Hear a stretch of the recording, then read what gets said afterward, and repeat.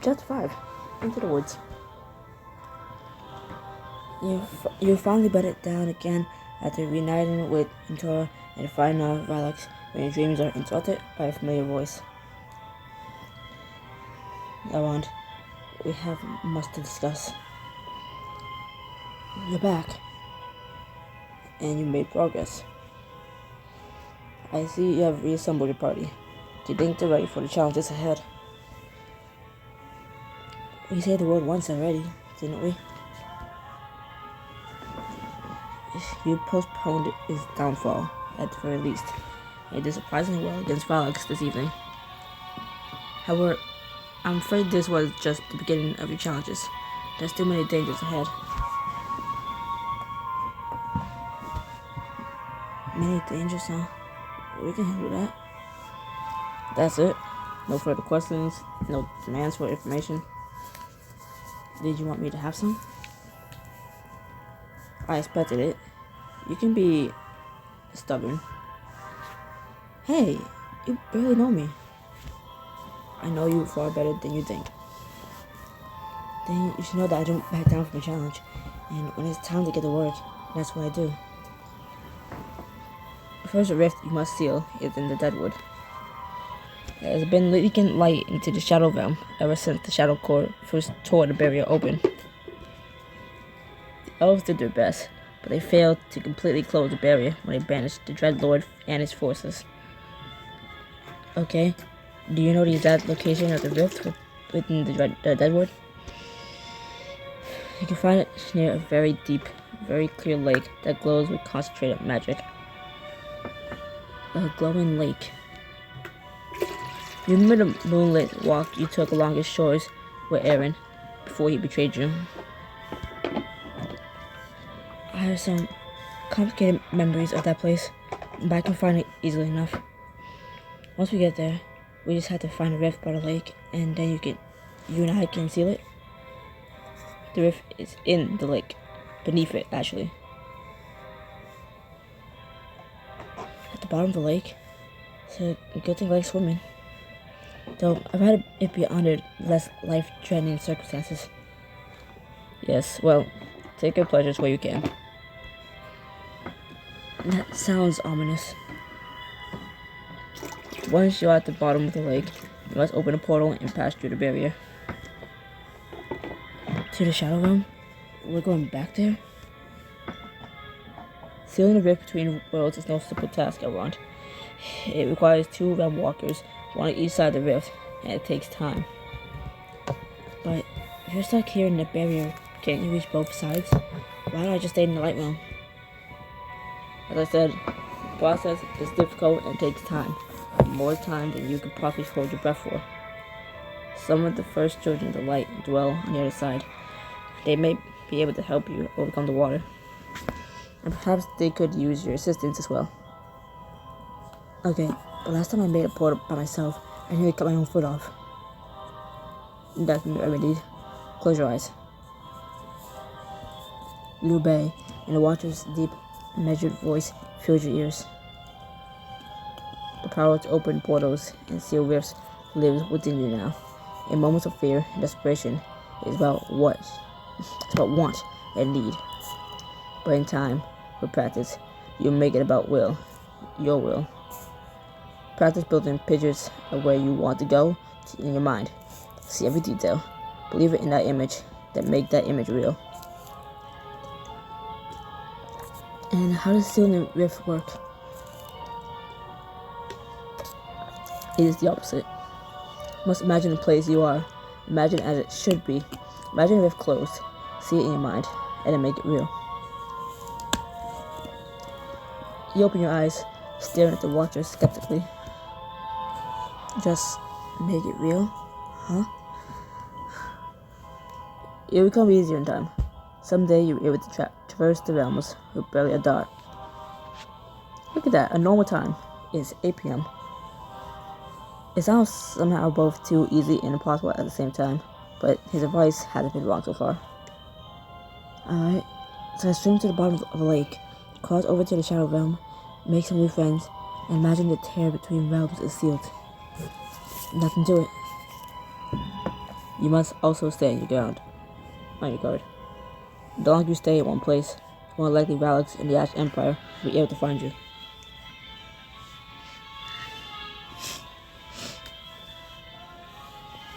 Is that because she has my blood? You're quite perspective. So it is my blood. That's so creepy. Not that I should have spent anything else from Valaks. As long as she has access to your blood, she could find you. And assumably in the year they had you, she collected a good deal. So I just gotta close all the rifts before the murder princess finds me. Murder princess sounds hot. And with that goal in mind, you should return to your rest. I'll reach out to you again when you're ready to seal the rift. You open your mouth to reply, but the darkness sweeps over you, pulling you back to sleep. The following day, you set out for the Deadwood, catching everyone up on what the Watcher told you. Valaks and the Ash Emperors aren't going to stop, but we can close these rifts, then we can stop them. And this is why you had me dragged to my comfortably appointed prison cell. The rest of the party glances back to where Aaron stands by the side of the road, his hands bound in front of him. You sent for him first thing this morning, as soon as you learned where you're going. I still don't think this is a good idea. Neither do I. Aaron knows more about the Shadow Realm than anyone else on this side of the barrier, since we're going back there. His knowledge may provide invaluable. And you're sure you're okay with this, Nia, after everything he did to you? I am. I have to believe that anyone influenced by Shadow can recover and become a better person. Well, I don't buy it. I understand your sympathy, Nia, but some people are too far gone. Nia frowns, looking troubled. Aaron's coming with us. The sooner we all get used to that, the better.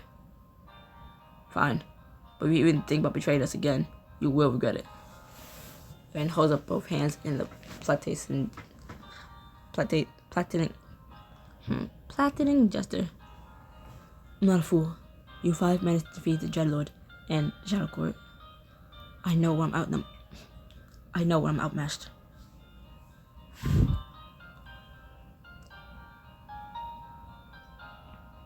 Just remember, we're the only chance of survival. Everyone who wants to kill us also wants to kill you. Some of them likely want to kill you more. I have not forgotten. Personally, I say we let them kill him. Mal. He's no use to any of us if he's dead. He's to no use to any of us dead. But if he steps out of line, I'll let all of you at him. More aggressive violence. Wonderful. Help us out. When this is over, well, maybe you'll be a part of the legendary team who set the Light Realm from the Ash Empire. We're giving you a chance to do some good, so don't blow it. I like to think some of what we had was based on more than just lies. Aaron looks away. I'm willing to meet your gaze, but not before you cast a flash of regret pass over his features. I wish I knew myself. Ow. Oh, how did I tap it? I gotta tap it. I gotta tap it again. There he is.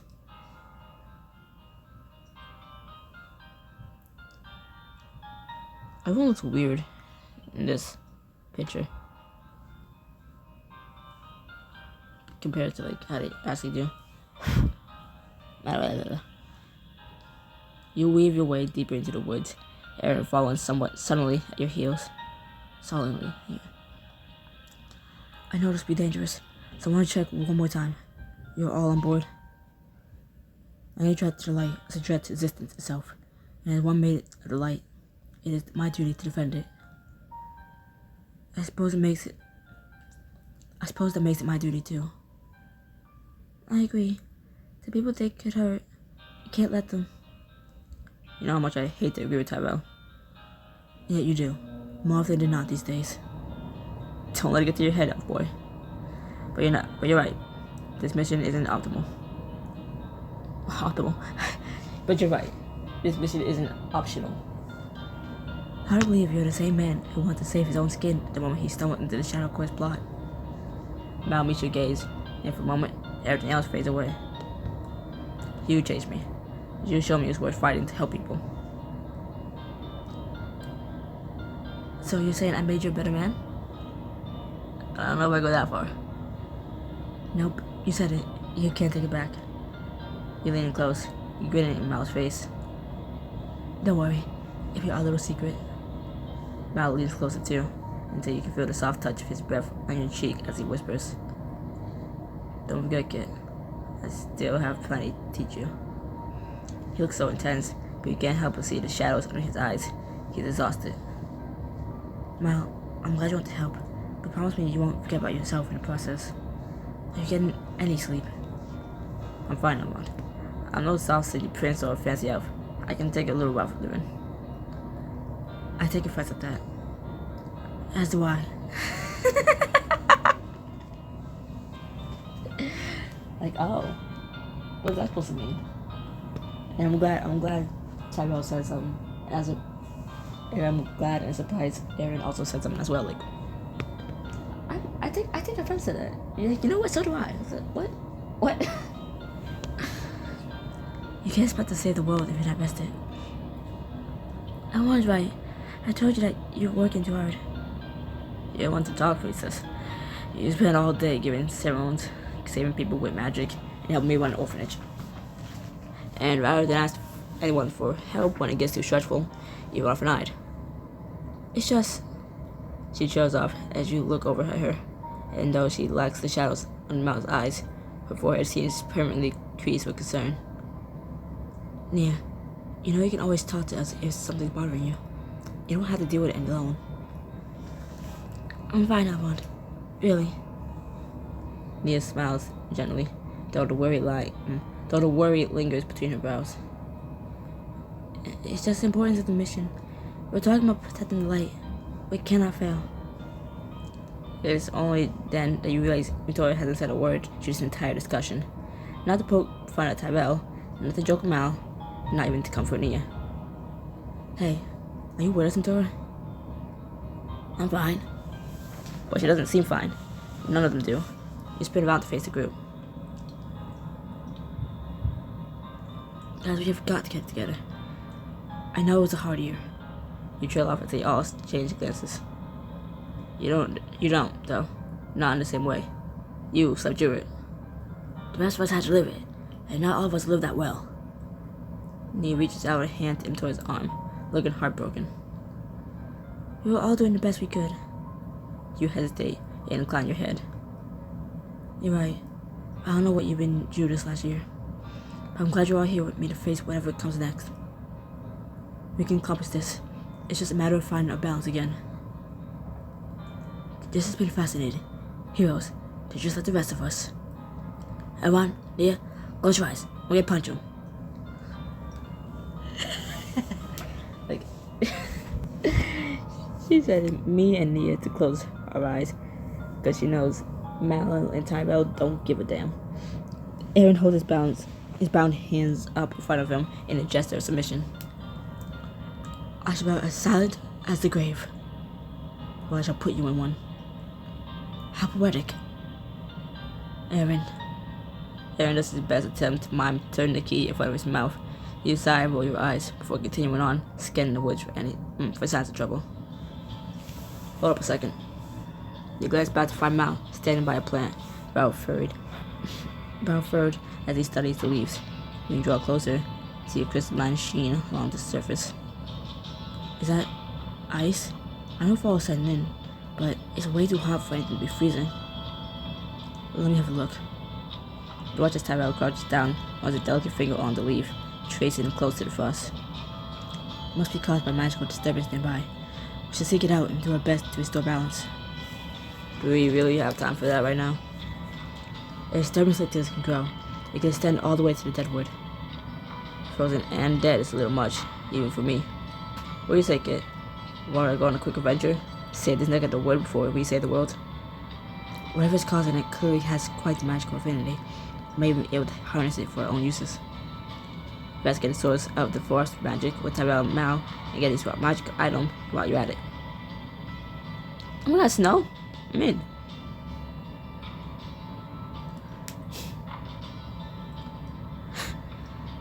I was gonna wait to save up more diamonds for this book, but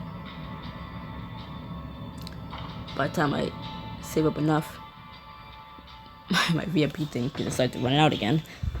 Which would be like March 12th, but like... So, I have ways, but... I don't want to wait that long. Let's say wait until like, let's say wait until I get to like the 400s. Just like keep it up since then. Maybe, I don't know. After telling others to wait, you pick up the trail of frozen dew and follow it deeper into the woods.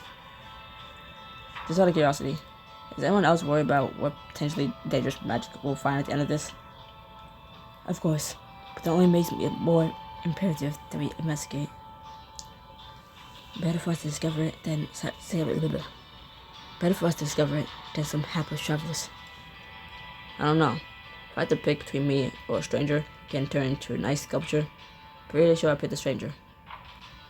So much for helping people. I'm kidding. Mostly. Charles quits head into the distance where there's a break in the trees. We're getting close to the source. You emerge from the woods into a snowy glen. Sunlight reflects off the drifted snow, and ice glitters in the trees. You know, I wasn't gonna say anything, but since you brought it up, yeah, this screen is bright. Ow. Wow, this is beautiful. Beautiful, yes, but out of place. So there must be some evidence that will point us to what's causing this. All we have to do is find it. How to do that when almost everything is buried under the snow? Maybe if we can find a high enough vantage point, we'll spot something.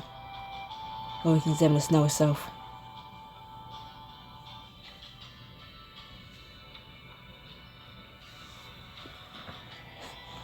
You look around and spot a tree with plenty of sturdy branches for climbing. Mal, give me a boost. As you wish. With a wink and a dramatic bow, he links his fingers. He links his fingers together so you can step onto them, help him lift you to the lowest of the branches. You skip the tree to look out over the snow-covered landscape. There, in the middle of the clearing, is a strange, almost crystalline rose bush. I think I found a source. Jumping back out of the tree, you trapeze through the snow till you come upon our plant. Where did this come from? And what is it? You study the bush. It's in full bloom. The flowers lush and vibrant despite the thick coating of ice. It's a frigid rosebush. They're native to the Frost Whisper Mountains. They can't survive outside cold climes. Seems more like it's causing some freeze here. Yes, they're known to contribute to the cold by lowering the surrounding temperatures. But how did it get here? A seed must have been dropped here by a passing caravan, or even a bird overhead. I have to bear it out. Why? Because it doesn't belong here. It's not like it's hurting anything. It's a small, well-contained area. I say we leave it be. What happened to saving this deck of the woods? I was expecting something that would prowl the forest. A beast, a wizard, or a beastly wizard. But it's just a plant. Delicate, wooden, boring. Surely you can relate, elf boy. You are not amusing. Everyone, please. Surely you understand the danger.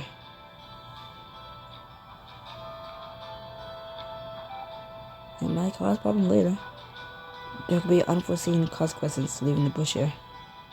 And we don't know the damage it's already caused. Precisely. So it's because it didn't belong originally. Doesn't mean we should just destroy it. The world's meant to change. Maybe it's the start of a new frosty forest. Who are we to get in the way of that? I'm afraid I must insist. Tyrell stretches out his hand. As a ball of fire begins to materialize in his palm. You hear growling. You hear growling from nearby standing trees. What's that? Before you can finish your sentence, a pack of ice-covered wolves emerges from the trees, teeth bared and misty hackles raised. Wolfie! You're not a wolf. You're not a wolf. Oh my god, it's like that little puppy we met last book with Treep, but like big, like, you know, like adult. Oh. The animals have icy horns and a row of frozen spines lining their backs. Of course, the wolves, but it doesn't make sense. They're native to the far north. How do you know about them then? Their pearls are pretty valuable in less reputable markets. Maybe don't say that so loud. These wolves must have escaped their poacher's caravan in Father's place. Good thing to do, since they can't survive in warm weather. The largest wolf bends low to the ground, eyes trained on Tyrell. Tyrell, fire isn't helping. Fire is the opposite of helping. What do you propose we do? I don't know, but I think not being eaten by crystal wolves would be a good start. That's a truly valid point. He snuffs up the magical fire, then holds both hands up, palms out, to show the lack of dread. Those eye him warily. The growling fades. There, much better. You watch as the wolves begin to calm down. Some sniff the air, while others watch you as they mill about, keeping your distance. Can we make this place safe for them? They clearly made this place their new home. But what if poachers find them? Is there anything we can do to keep them hidden? I wouldn't worry too much about that. The magic from the rose bush keeping them cool, you have a hard time subduing a whole pack. While we prefer to return this place to its original state, the harm would ultimately outweigh the good. So he can be reasonable. I am very reasonable. I only wish to take the whole environment into account. Since these creatures have found a means of coexisting, it is not my place to interfere in the order of the light. You kneel and address the wolves. Does that sound alright to you? The wolves huff and snort, as though in agreement, before lopping a bit further away for you to lie down in the snow. One of the younger pups edges closer, studying you with overt curiosity. Hey, little one. You hold out her hand, and it stretches out its neck to sniff you. Oh, never mind, not the same thing.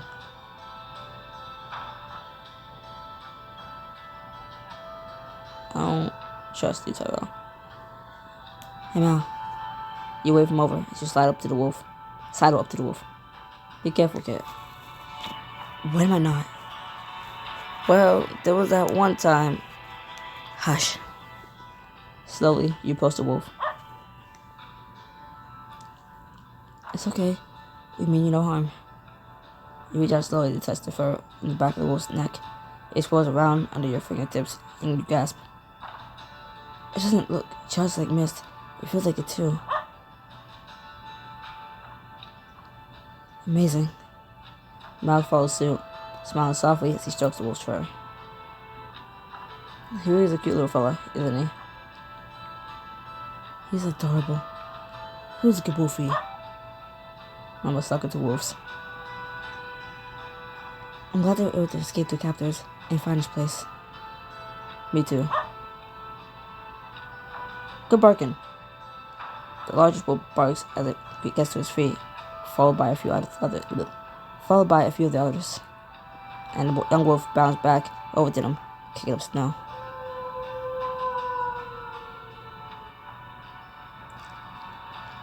Bye, little one. I guess I don't need to do sound effects anymore, because the game's doing it now. The wolves stop at the edge of the thicket and turn, staring at you with something that almost feels like approval, then disappear into the forest. Not like I was barking or howling into the damn mic, but now I don't have to do it anymore, or ever have to do it. The fuck? Is barking? It even howled? What the fuck? Turn you down, thank you. Now we solve the mystery of the forest. We should get back to the others. In just a moment. Tyrell plucks one of the frozen roses from the bush and holds it out to you. That was cool. If you eat the petals from the rose of a frigid rose bush, your breath will freeze whatever it comes into contact with. That's a handy trick. I wouldn't recommend it as a snack, but it could prove useful in a fight. You pocket the rose, and as you make your way back toward the trail and the rest of your party, so I put it in my mouth and then kiss you. What would happen? Do you want to try it? Do you want to test it? Do you want to test it, Tyrell? Do you want to test that, Tyrell? So I want to test it. And Mal can watch it. You know? Need a outside experience. Because we can't see what's happening with our eyes closed. He can see what goes on. Like, you know, like... No? Oh, okay. Just like a very frosty chapstick. You don't want to... No? You should get going? Oh, okay. Alright. Lame. Yeah, Mal, you're right. He is a boring, a boring piece of wood. Just a stick up. Anyways, you finally reach the deadwood itself, just as the sun sets, making the trees cast eerie shadows as you press on inside. I'm having second thoughts about all this. We could dump you in the ditch somewhere. Mal. Sorry. Everyone keep your guard up. I do not want to run into any dragons this time. I know. Maybe a good old-fashioned monster fight. Just where we need to get It's just where we need to get back in our groove. Oh, thanks. Now you cursed us. Cursed us to what? A good time? To monsters. That's what I said. You keep your eyes peeled, but nothing leaps out of the shadows to attack, and the woods stays still and ominous all around you. Maybe we won't get attacked this time? The trees all around you shift and creak. Even though there's no wind, you cast a wary glance around. I always hope to support your optimism, Nia, but...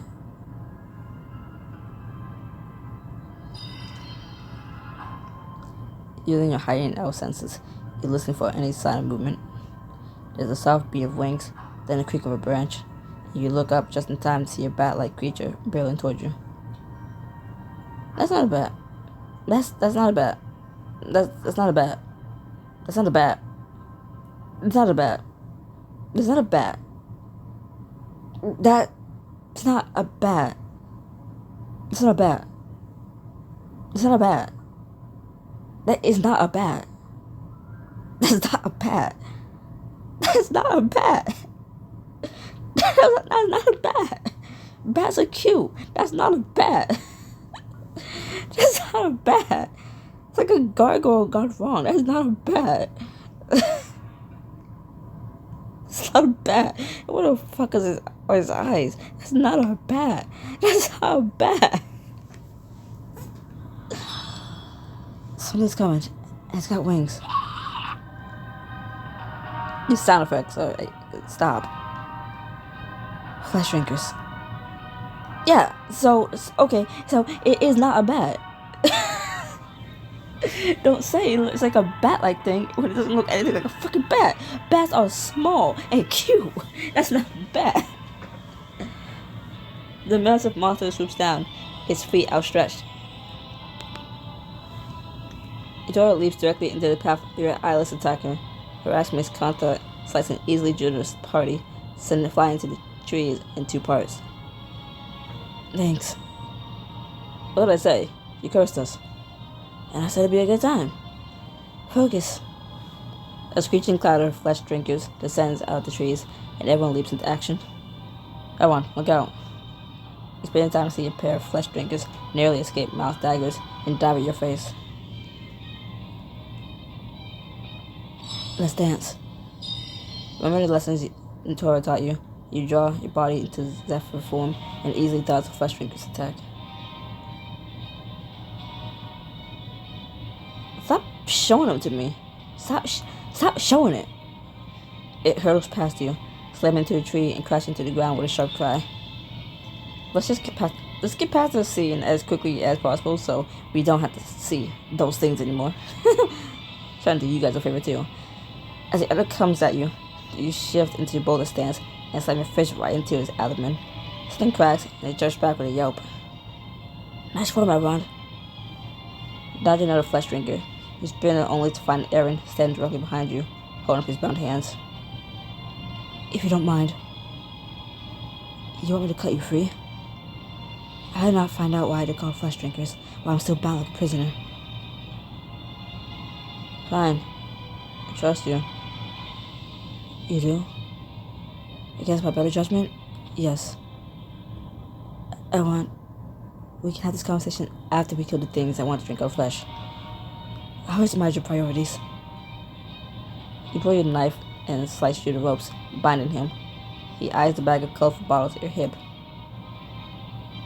How am I doing this? I have no idea how I'm doing that voice for Aaron. It just comes when I see him. What the fuck?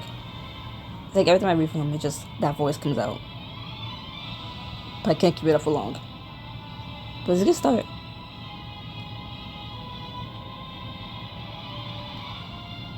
I don't know what the fuck that word is, I'm not gonna lie. But you're gonna try it. Give me the asphodel gas. That's just a stabilizer. It won't do anything on its own. I promise you won't regret it. Fuck you. I promise you won't regret it. You sigh and hand it over just in time to dodge out of the way of a freewheeling flesh drinker. You do your best to drag the motion of the winged creatures, but there's too many of them. Take a step backward, find yourself back to back with Tyrell. There must be some way to stop these. Fuck you. There must be some way to stop these guys that doesn't involve fighting them all one by one. What did they do, Tyrell?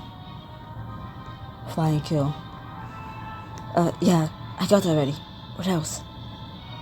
I'm not an expert. Echolocation. Yeah, because they're bat, thank you. I thought that was automatically assumed. They have no eyes. And the game wants to call them a bat. Even though, I mean, the game's description wants to say they're bat-like. So, give a close eye on one of the creatures. You know how it lets out a screech each time it pivots in the air. And that's what bats do, right? I'm not an expert on bats either. Trust me, this'll work. What will work? Make enough noise to confuse them. I've got just a thing for this. Ow. I bit my tongue. It didn't hurt, but, I still bit it. And, yeah. Quickly digging through your pack, you got a metal canister, draw a handful of metal ball bearings inside. You shake it hard over your head, and the flesh drinkers recoil from the harsh noise. Stop it! Don't like that, do you? Let's do this. Tyrell claps his hands together. The very air seems to shake, amplifying the sound with magic as it echoes through the wood. Two flesh drinkers crash in midair and fall to the ground, where Nia blasts them with light. Keep it up. Wait, I got something even better. He pulls the statue from his pocket. Fuck you. He pulls the statue from his pocket and smashes it to the ground. On the ground. What is that? A distraction. Sure enough, the flesh drinkers wheel frantically in the sky, clear distorted by the terrible shrieking. Let's finish this. As horrified as the flesh drinkers are, for a moment you feel like everything is right with the world. Everyone falls into place, fighting as if the past year never happened. Terror weaves a path of elegant destruction around you, his sword alight with magic, mouth taking out the stragglers he leaves behind. On your right, Tyrell. I see it. Battle light. Nia summons a blast of magic that stunned the beast, making them easy prey from Taurus' axes. Why won't you die already? You hear a shout from behind you, turn to see Aaron standing beside a wreathen mass of twitching flesh drinkers. Aaron, my borrow an incendiary... Fuck is that word? Aaron, may I borrow an incendiary substance of your choice? You may not trust him, but you know what he's thinking, because it's what you would do. You reach out your bag and pull a vial of swirling ember. I'll do one better. You toss it onto the pile. With a shower of sparks, the creatures go up in flames. Their shrieks disoriented several more flesh drinkers in the area. I didn't know Asphodel was a nerve agent.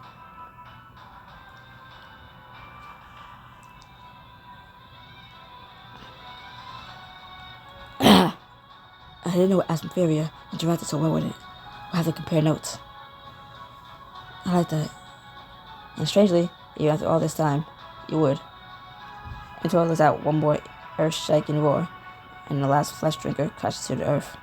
You all stand for a moment, dragging in deep breaths. Suddenly, until it laughs.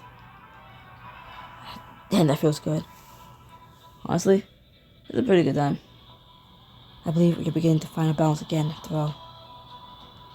It just took a couple tries. I knew we can do it. I hope every fight goes like this. We're together. Nothing can stop us. Bring on the Dragna. Please, no. Aaron shores back up, empty as with the bottle in hand. Immediately, Mal, Tor, and Tyrell all put their weapons at him. Drop it. It's empty. We will not ask twice. With a sigh, Aaron stoppers the bottle and hands it to you. Once you take it, he holds his hands up in a gesture of innocence. See, I mean no harm. I haven't escaped or stabbed anyone in the back. Yet.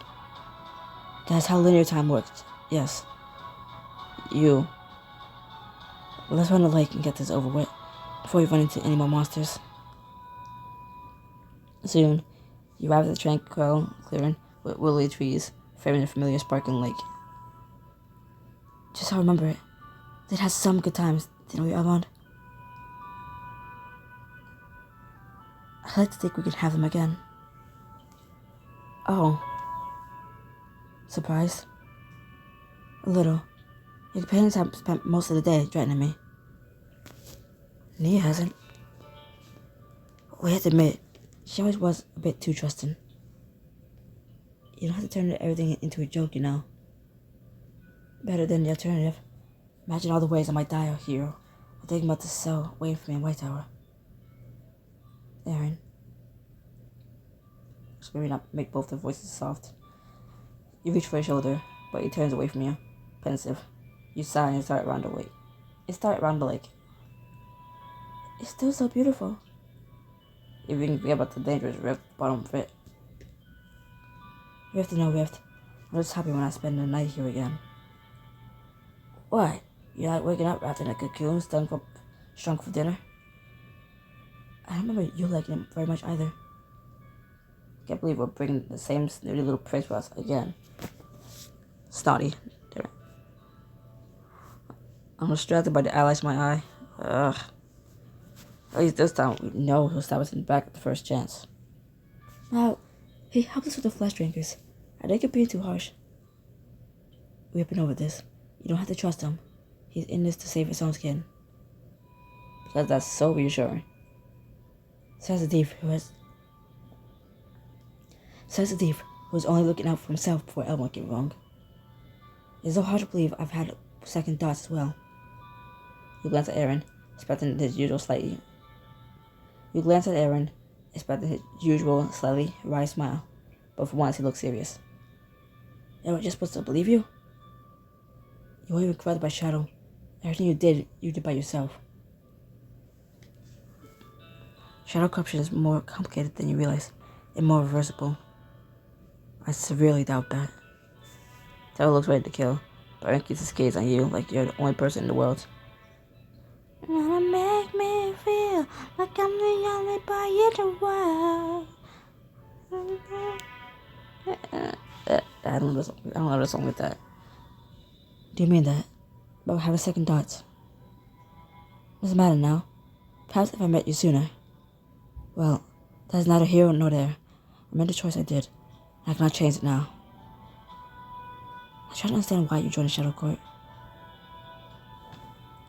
Was it because of your family? You also how your brother treated you. Hell, he was willing to leave you with Dragna and let you die. I can't imagine it was any better when you were home. Aaron's hands ball in the fist at his sides, but his voice stays light. That's an understatement. Yes. That period how your father reacted to you killing him. It paints a pretty clear picture. Aaron had a heavy sigh as a hand drew his hair. If you must know, I want power. You were a prince. It doesn't get much more powerful than that. I'm sure from the outside, it seems like I had everything. By the time I met you, I had grown used to being ignored. belittled. My brother. Well, you met my brother. Boulder certainly was unpleasant. You're the first people I met who agreed with me on that. The court adored him. He was favored, popular, destined for the ground. He'd been a terrible king, I thought. He trails off and shrugs. Doesn't matter what I thought. By the time I met you, the play was already in motion. There's no change in it. Against your better judgment, you reach out and link your hand with Aaron's, giving it a comforting squeeze. And that's not the case anymore. You can walk a different path. You really think that? He clutches your hand, even as he asks the question, as though afraid of the answer. You already are. Being dragged along it. Being dragged along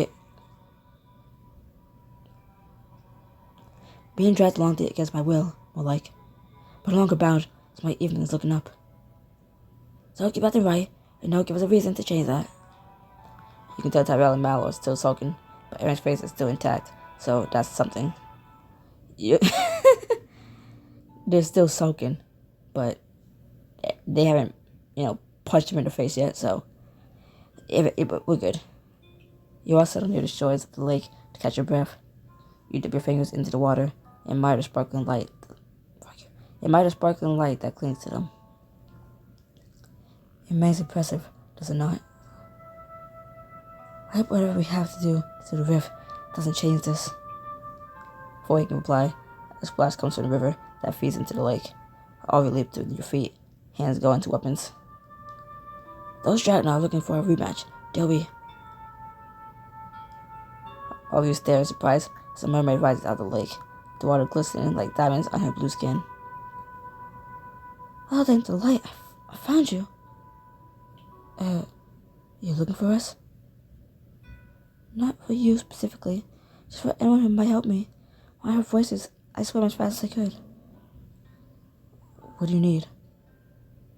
A swamp gator has chased me out of my home. Oh no, that's terrible. Normally I would simply build another. When I was fleeing it... Her hand comes up to her throat, where an angry scratch mars her glittering skin. It caught me with its claws and ripped off the locket my mother made me. I'm not strong enough to fight it alone. That's all I have left of her. I can't just leave it behind. This sounds like a job from Tora. Girl rubs her chin as if considering, and finally the familiar light is back in her eyes. Rest of the gator does sound pretty fun. Especially when it means helping out a beautiful mermaid. How about it, Edmond? He said this sounds like something for you, not me. Go alone. I'm tired. Fly out the swamp gator to get a useful item and get the chance to spend a moment alone with Tora. My wrist is bent at an awkward angle, and it hurts. Thank you. Thank you so much. There's always time to help out someone in need. And I can never deprive Tora of the chance to fight a swamp gator. Damn right. Can my voice stop breaking for like one sentence, please? The mermaid leads the two of you through the woods along the shoreline. Fog hangs heavy over the river, and the bare trees bend overhead like grasping fingers. Have you always lived in the Deadwood? It doesn't strike me as a very hospitable place for a mermaid. Goodness, no. I used to live far upriver near Undermount. Over the years, other creatures have taken over my homes, and I've had to move downriver. Bunch of bullets, a lot of them. Taking people's stuff. Isn't that the same as what pirates do? That's just things I want, not people's homes. Pirates have standards. My mistake. Are you pirates? Oh, I'm not. Pantora here isn't any just... Fuck you. Oh, I'm not. Pantora here isn't just any pirate. She's next in line to be a queen of flotilla. Don't remind me. Does that mean you live on the sea? What's it like? Have you never been? No, I have family who live there, but I never visited.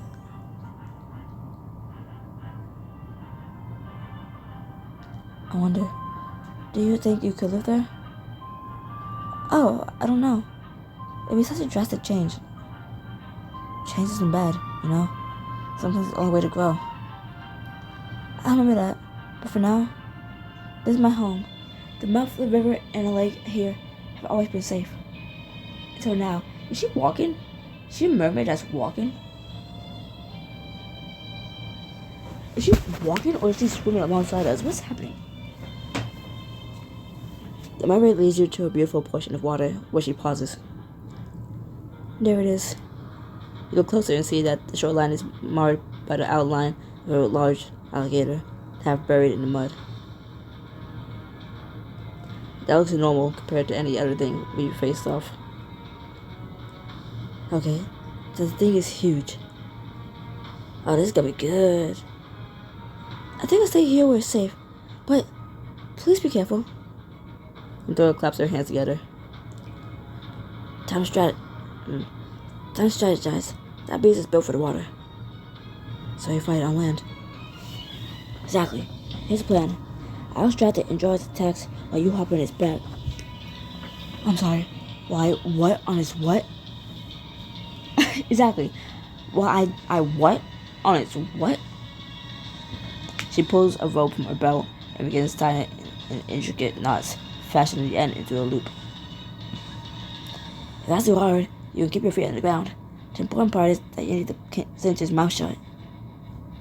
How in the sunken hells am I supposed to do that without being eaten?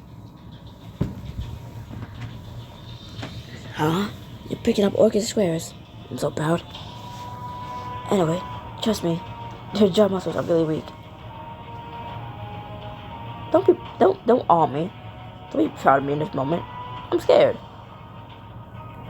There's no way that's true.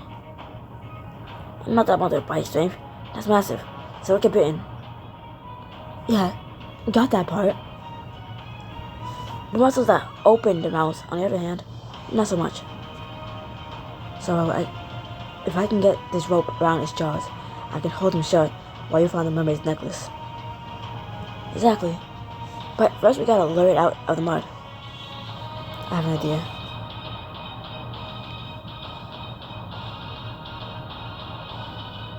Messing with baby gators. Tell me, what does baby sound like? I see where you're going with this. The door makes a low noise and a cross between a chirp and a growl.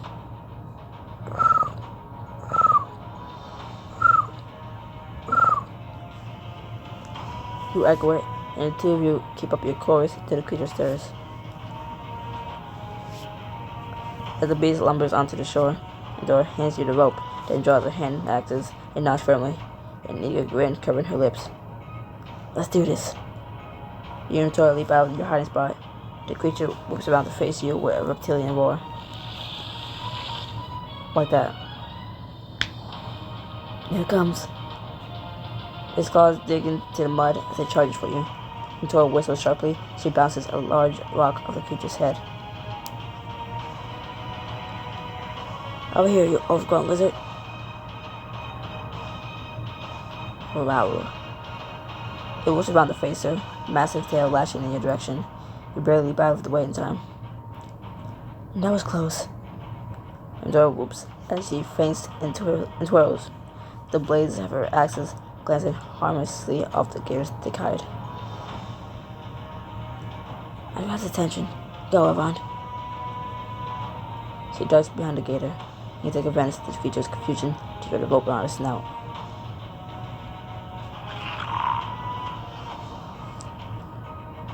Oh no. He rears back, trying to shake it free, and takes you along with it. The rope burns your hands as you try to hold on.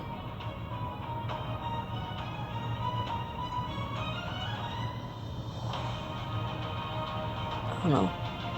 With only pain in your hands, you manage to hang onto the rope. When the gator's feet hit the ground again, you hit the rope all your might, cinching it tight. Got it. Nice job, Avant. Thanks. As you wrestle to control the gator's head, you spot something wrapped around one sharp claw. Can you reach it, Dora? Leave it to me. Dora grabs the creature's foot, muscles straining, and she lifts it just long enough to untangle the necklace. Okay, let it go. She comes back, and you release a rope. The gator growls menacingly, and you barely dodge its snapping jaws before it turns tail and retreats into the water.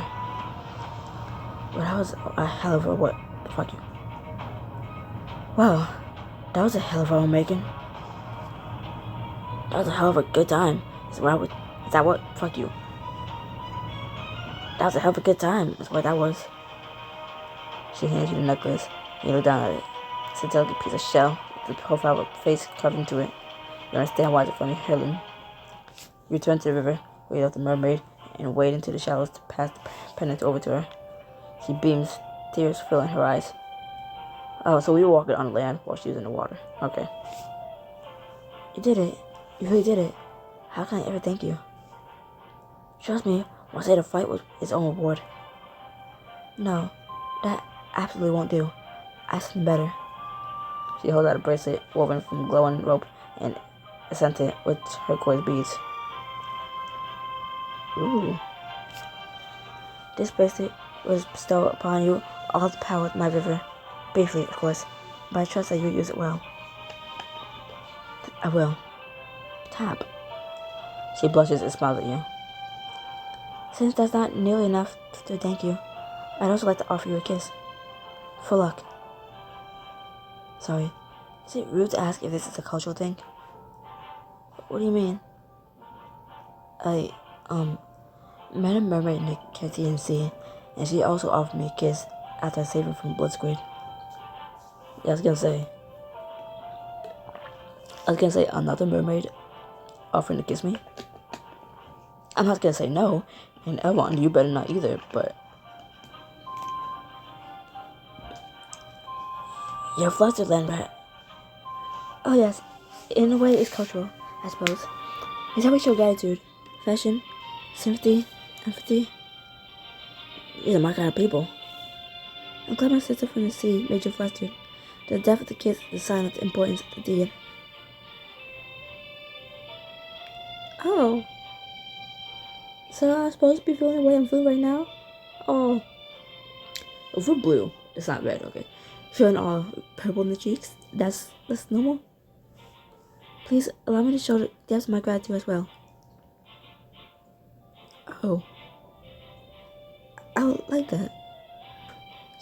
Shut up, Endora. Endora, shut up. Endora, shut up. Endora, shut up. Endora, shut up. I don't want to hear nothing from you. Shut up. Shut up. Shut up. And don't you dare tell the others. Don't you dare tell the others. You can tell Mal, since it's not the first time. And he he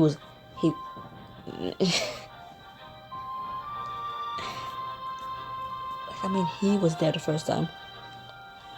I got kissed by a mermaid. So you can tell him that it happened again. But no one else. She leans close to you. You smell the soft green algae and the crispness of the water in her hair. She draws closer, skin shimmering in the lake light. You aren't sure who's supposed to move first. You stand like that for what feels like an eternity. The water itself laps around you, pushing you together. Finally, she presses a gentle kiss to your lips.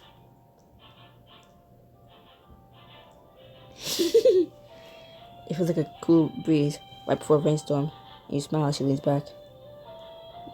Thank you again. My pleasure. With a flip of her tail, the mermaid slips beneath the water, leaving you and Tora to trek back through the woods. Well, did you have fun? Are you kidding?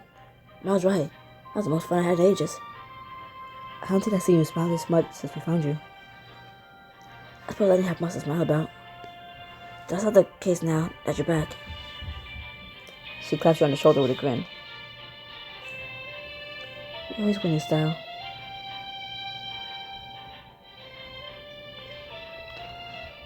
She bursts out laughing, then wraps an arm around your shoulders. We do. It might be dangerous, but at least it'll never be boring. No, it won't. Turn to the rest of the party. Take a final moment to check your belongings. I suppose there's nothing else holding us back, then. It's time to start swimming. Wait, you gather around me in a circle. Everyone obeys. Leah holds out a hand, murmuring softly. She touches each of you. Light trailing from her fingertips. You feel a tingle, and then... There. Was that my head? In the app, and I use magic. Nia, you linked us mentally? I thought it would be best. If anything goes wrong, we can still communicate, even underwater. Please tell me you can't read my mind. Oh no, you have to intentionally reach out with your thoughts. Thank the elements. Do I even want to know? I can tell you what I'm thinking, Princeling. Nia might have forgotten. Fuck you. I can tell you what I'm thinking, Princeling. Nia might have forgiven you, but that's enough, Tora. We're all doing our best. That is enough. You all step into the water, and one last look around. Dive into the lake. The water is bright but full, gently waving on the water floor. Nia darts to and fro. Eyes wide as she takes in each new sight. There's so much magic here. It's otherworldly. Perhaps this is what skulls meant when they said the world should be. Fuck you. Perhaps this is what scholars meant when they said the world used to be overflowing with light. It's not bad for a pond. You swim deeper and deeper, finally making your way to the bottom of the lake. You can sense the rift like a hum against your skin when you try to open a portal. And you don't know what I want. I'm trying. Long straining. You close your eyes tight and remember what the watcher told you. Want and need. I need to get to the shadow realm. You stop fighting and concentrate on the gentle hum of the rift. Its vibration seems to grow louder and louder until you tremble with it. Now. Suddenly, the feeling snaps into place, and the portal crackles open, far larger than the one you opened last time. You did. The water around you shifts as it sucks through the portal, dragging all of you with it. Ow. Ow. Do a flash of black light for once. For a change. Save my eyes. On the other side, you find a sickly mud-filled lake. It's the polar opposite of the beautiful crystal water you left behind. You kick eagerly toward the surface. Let's get out of here. You swim upward as fast as you can, trusting your friends to follow, but something else is following too. A mangled hand reaches out of the mud, clapping around your ankle. Looking down, you look eyes with a nightmare.